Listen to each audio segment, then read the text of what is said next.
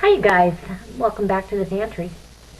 This is the turkey and chicken that I did, and ground turkey down here on the end. Anyways, I just wanted to show you how pretty it looks in the jars. Last night, the lighting gets bad in the evening. I guess I'm gonna have to buy some more light bulbs that are more conducive to this. Anyway, I wanted to share that with you, and then what else I'm doing. I'm going to bring you right back dehydrating again. Alright. Okay, I'm going to show you some results of my dehydrating from yesterday. And peppers take quite a while. So they went all night last night and all day today. And it's like 4 o'clock in the afternoon. So it's my dehydrator might not be a commercial strength, but it does the job. Anyway, it's a Nesco. I just think I've always experienced peppers taking a little bit longer to reduce or release their liquid. So I'm not going to grind up the jalapenos today. I've got some time issues. I got to manage my time wisely. So I'm just going to put them in a jar for later, because we are not in need of jalapeno powder today. But they're here and ready to grind up.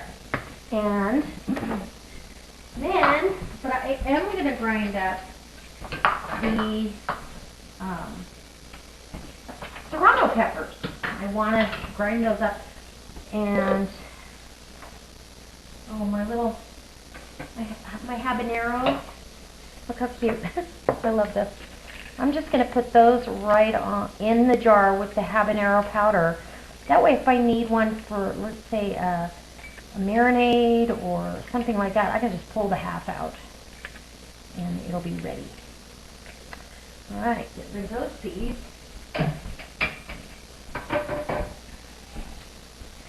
And there are a lot of seeds that will fall out of these. So you'll kind of have seeds everywhere. Like I've got seeds at the bottom of the tray. I don't necessarily need them all, but that being said, let's do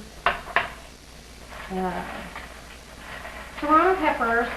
Have a great flavor. I really, really like them in salsas and chili, and so I really thought, well, you know what? Why not have a variety of spices in your pantry, right? Doesn't take much either. If you think about how much powder would be in one serrano pepper and how much heat and flavor that can lend, it's a pretty economical way to spice your food up. So I'm putting this in the Magic Bullet knockoff. It's a Bella Kitchen from Kohl's, and it works fabulous. Alright, I'm back, and this is the end result. That just whips right down into a nice, compact, flavorful. Ooh, that smells good. Oh my goodness. I can't wait to use that. Why didn't I make that before the green chili verde? You gotta be careful too. This does want to become a little bit airborne if you're not careful.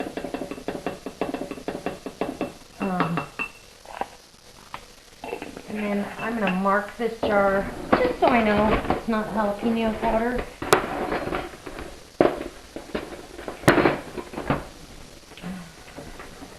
I'll mark an S on the bottom just so I know. Anyways, that's the end results of yesterday's dehydrating. Today's dehydrating is going to be fabulous. I'm going to put this stuff away from the peppers, and I will bring you back when I've got some of these mushrooms cut up. We're doing a gourmet blend of white button cremini mushroom, which is a baby portobello, and a chanterelle. So I've got all 3 of those. They're going to go on the dehydrator. I use mushrooms constantly in my cooking. So, you know, I started dehydrating like this because I didn't want to waste things, and it was cheaper to buy it at Costco. 9 times out of 10, it's organic and from a very reputable farm, and so I would buy this just jumbo-sized containers of vegetables, and they would start going bad. And if there's one thing I do not like, and that's wasting food. You know, we're blessed with that bounty, and to waste it to me is just wrong. So I started dehydrating. I remember the first thing I did was spinach, because I got that giant thing of spinach, and I was like, oh, we can't eat it all. And if I just, you know, would have cooked it down, it probably would have been fine. But I seriously, you know, I put those spinach flakes in soups. I put them in, like if I make a frittata, and, you know, a crustless quiche kind of thing, I will put that in there. So it adds, I mean, you're getting all the benefits. Mushrooms are so good for you. They're excellent, excellent, excellent vitamin D. It's 100% of your daily allowance of serving of mushrooms. And so, why wouldn't you want to eat them? And they've got antioxidants. I'm actually looking into possibly starting to grow my own. And I don't wash these first. If you wash them, they kind of get spongy, and they're grown in a sterile environment. And I'm of the belief that your immune system is better if you get a little, you know, pinch of bacteria once in a while, because you got to fight them off. So now these chanterelles are fabulous. They're more expensive. I don't know what I paid for this. I decided I wasn't gonna pay attention to that. I was putting away for a different day, and I want some chanterelles in there in the mix. So I'm just gonna cut these up and kind of slice them, and they'll be ready for when I pull a jar of roast beef out, or I want to do a spaghetti sauce, or I pull a jar of sauce out and it doesn't have enough mushrooms for my liking, I'll throw some of these in there. So I can make stroganoff with some of that roast beef that I canned. I'm just really excited about mushrooms being so healthy. Where this is kind of a beefy, robust mushroom, this is more delicate. It's very good, but it has a more delicate flavor to it. So, you gotta have it. I like porcini mushrooms too. I usually buy them dehydrated. It's hard to find them fresh, and when you do, it's an arm and a leg and your Uncle Bob. And I'm gonna dehydrate these in the house. The peppers, garlic, onions, any of that goes outside. This one can stay in the house. And this time of year, it's very welcome because it helps heat up one room of the house. So, I'm going to put that on 135 degrees, and now I have to get going on my next chore. And I just got a message that brought me to believe that some people haven't watched some of the other videos. You know, I guess I don't always go back and watch everybody's. There are my favorite channels, though. I certainly do. I've watched all of Tom's Test Kitchen, Ballistic Barbecue, Barbecue for Smoke, Cat's Cradle, Atticus 9799, Misty Shooter. All those. I have watched every one of their videos. So, that being said, these jars have sat for 24 hours. So I'm getting them ready to go back in the box.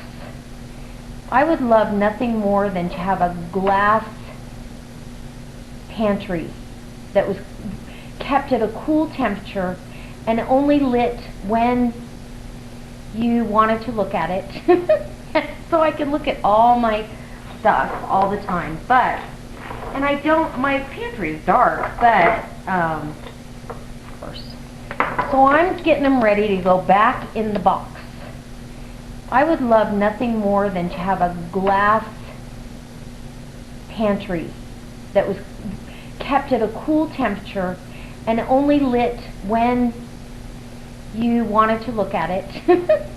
So I can look at all my stuff all the time. But, and I don't, my pantry is dark, but, and I'd love to have all this stuff in there.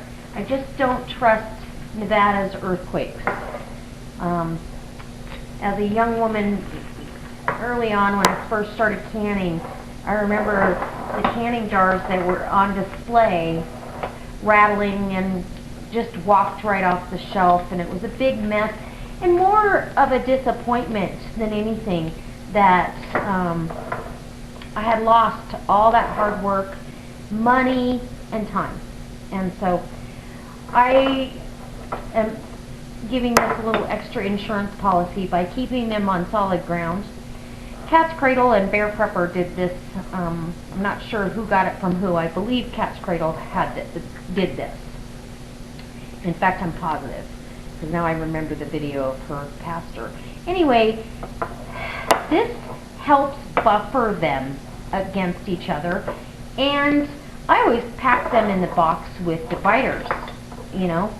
I'll leave one of each of these out. I have a cabinet here next to the pantry that it's just full of go-to stuff I've canned, and instead of having to go grab the box and dig them out, I have it at my fingertips.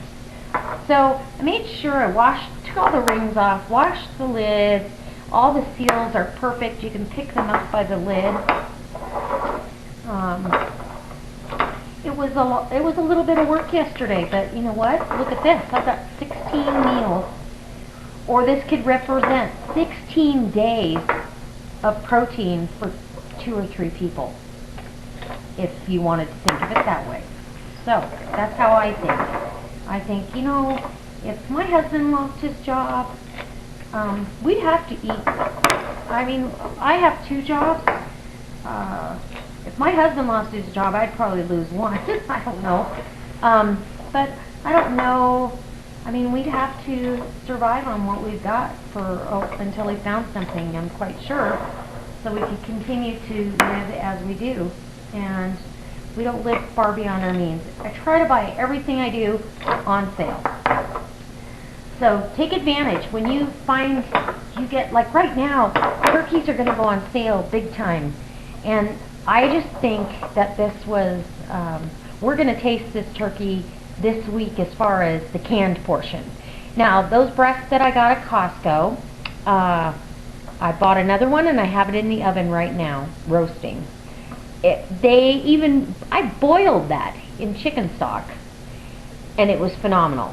So I can't imagine roasting it, but it's going to be so good and tender to have when I need it. All you have to do is open up one of these jars, make yourself a roux, and throw some broccoli and pasta in there with it, and you got dinner. It's easy. We're talking fast food my way.